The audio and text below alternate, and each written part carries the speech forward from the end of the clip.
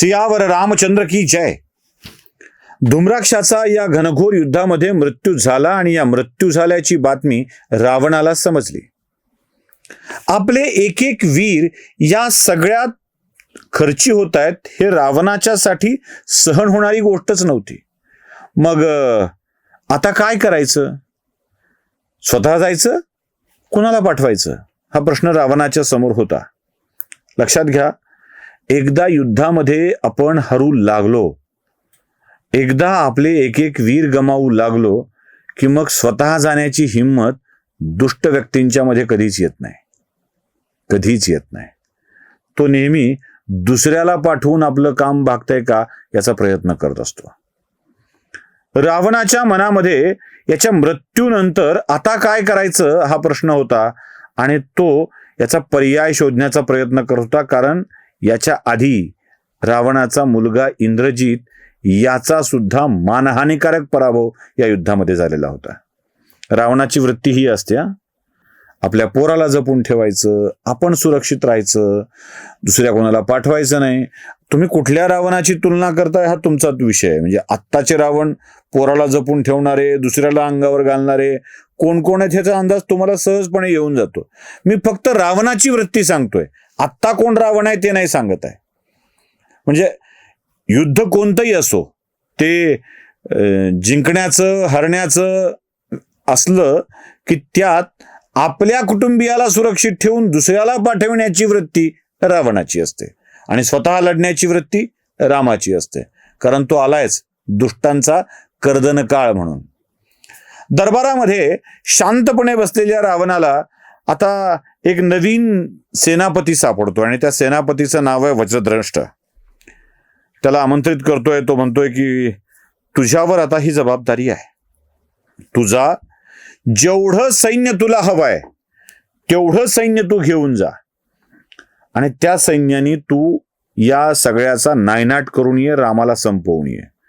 रामाला संपविण्याची शक्ती तुझ्यातच आहे, तूच केलं पाहिजे.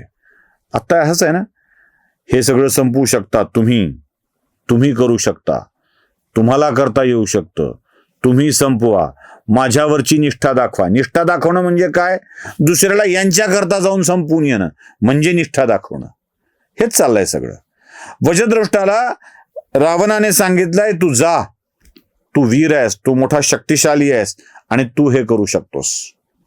झालं, राजाची आज्ञा मिळाली. एकदा आज्ञा मिळाल्यावर काय, हे निघाले, सगळ्या सैन्याला घेऊन निघाले. बर, भरभक्कम सैन्य जे आधी बाहेरही उभं आहे त्याच्या जोडीला अजून काही लोक घेतली आहेत आणि आपल्या प्रचंड शक्तिशाली योद्ध्यानुसार वज्रदृष्ट निघालाय रामावरती हल्ला करायला. पण सरळ रामावरती हल्ला करता येत नसतो, मध्येच अनेकांचा सामना करावा लागतो आणि असा सामना केल्याशिवाय नाही भागत. सामना रामाशी झाला की काय होतं हे सगळ्यांना चांगला ठाऊक आहे. आता सामना या शब्दावरून पुन्हा अलीकडे येऊ नका म्हणजे मिळवली. कारण अडचण काय आहे, कथा कोणतीही सांगो, लोक त्याचे सूत्र इकडं जोडतात, गरज नसताना जोडतात, त्याला मी काय करू. त्यामुळं रामाशी सामना एवढा सोपा नाही, एवढं लक्षात ठेवा. वज्रदंष्ट निघालाय आणि दार उघडल्याबरोबर त्याच्या समोर उभा टाकलेला वीर आहे तो म्हणजे अंगद. अंगदाशी सामना करणं सोपं नाही. ज्यानं आधीच आपली ताकद रावणाच्या दरबारात दाखवलेली आहे, ज्यानं सांगितलंय की मी काय आहे, मी कुठल्या ताकदीचा वीर आहे, तो अंगद याच्या समोर उभा आहे. अंगदाला बघितल्याबरोबर या वज्रद्रष्टाची राग असा अनावर होतो आणि तो अंगदापर्यंत पोचण्याच्या आधीच वानर सेनेवर प्रचंड मोठा हल्ला चढवतो. आपल्या सगळ्या शक्तीनिशी तो वानर सेनेला उद्ध्वस्त करत पुढे चाललाय. येईल त्याला संपवायचंय, येईल त्याला संपवायचंय. रक्ताचे पाट वाहत आहेत आणि अंगदाला हा आपल्या सैन्याला मारतोय हे बघूनच प्रचंड राग येतोय.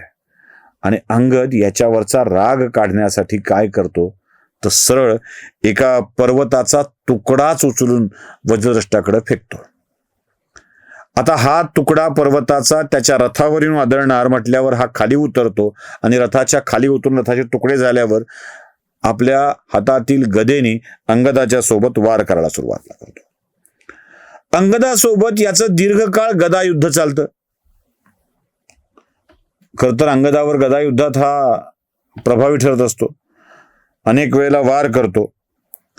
एक काळ तर असा येतो की अंगदाच्या डोक्यातच हा मोठा वार करतो आणि त्या वाराने अंगदाच्या डोक्यातून रक्ताच्या धारा वाहू लागतात.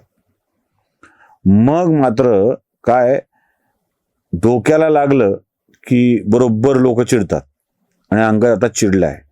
त्याने एक विशालकाय वृक्ष आपल्या संपूर्ण ताकदीनिशी घेतलाय, उखडूनच घेतलाय आणि त्या वृक्षानेच वज्रद्रष्टावरती हल्ला करायला सुरुवात केली आहे. एक काळ असा आलाय की त्या वृक्षाने मारल्यामुळं वज्रद्रष्टाचा मूर्छित होण्याची वेळ आली आहे. तो काही काळ घेरी येऊन पडतो आणि घेरी येऊन पडलेल्या वज्रद्रष्टाचा तो शुद्धीवर येईपर्यंत अंगद वाट पाहतो. शुद्धीवर येईपर्यंत मूर्छित झालाय आणि संपलाय म्हणून तो त्याला तिथेच मारून नाही टाकत, तो शुद्धीवर येईपर्यंत वाट पाहतो. काय हिंदू धर्मात ही सद्गुण विकृती आहे म्हणायचं का काय म्हणायचं तुम्ही ठरवा. पण बेसावध असलेल्या मूर्छित असलेल्या शत्रूला मारून जायचं नाही हे आम्ही आधीपासून शिकलेलो आहोत.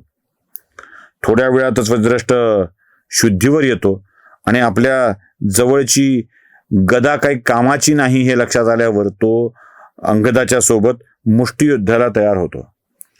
दीर्घकाळ मुष्टियुद्ध चालतं. बघा, हे गदायुद्ध चाललंय, तलवारीनं चाललंय, मुष्टियुद्ध चाललंय, झाडं झुडपं मारून चाललंय. तो तलवारीच्या हातात घेतो मुष्टियुद्धाच्या नंतर आणि अंगद मात्र इथे आता हे युद्ध संपवण्याच्या मानसिकतेमध्ये आहे.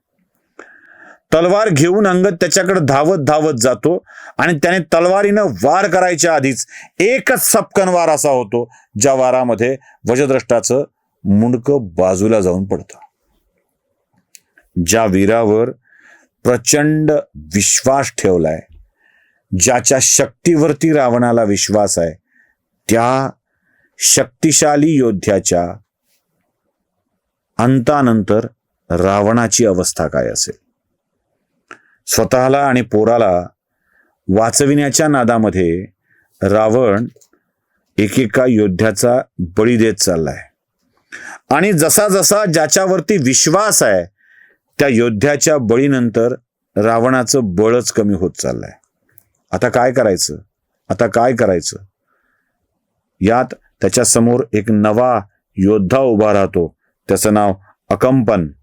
अकंपन म्हणजे जगात काहीही घडलं तरी त्याच्यात कंपन कधीच होत नाही, जो घाबरत नाही असा शक्तिशाली योद्धा अकंपन पुढच्या युद्धासाठी सज्ज होतोय आणि तो म्हणतोय की मी जाऊन येतो, मी संपवतो रामाला आणि त्याच्या सैन्याला.